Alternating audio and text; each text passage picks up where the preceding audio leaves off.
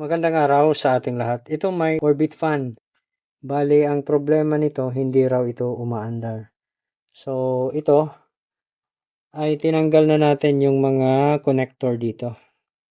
Dahil ipakita ko sa inyo yung pag-testing para alam natin saan tayo magfo-focus ng repair. Bali, gagamit tayo dito ng digital multimeter. Nakaset po yung multimeter natin sa 2K.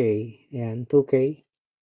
Tapos, sukatin natin mula dito sa may kulay pink na wire at saka mayroong nakakabit na red na wire. Yan po ay konektado sa capacitor.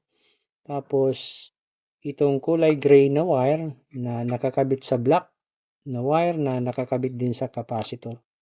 Ilagay natin ang test rod dyan. Ayan, makikita natin OL yung nasa tester.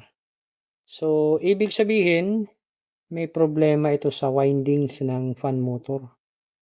Kung walang resistance dyan dito sa kulay gray at pink na wire, may putol ito sa stator coil. Pero i-check pa rin natin mamaya.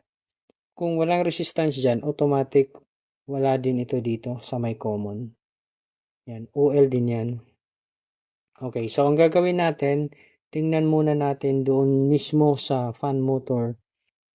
Okay, update tayo sa ginagawa natin na orbit fan. Ito na disassemble na natin itong motor.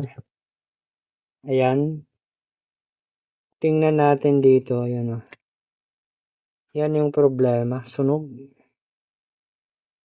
So pag ganito sunog ay magpalit na tayo ng bagong motor o di kaya ipa-rewind natin ito.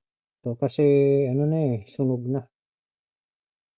Kaya walang resistance na masusukat dito sa dulo. Hanggang dito na lang itong ating video tutorial tungkol sa paano malalaman kung sira na ang motor ng isang electric fan.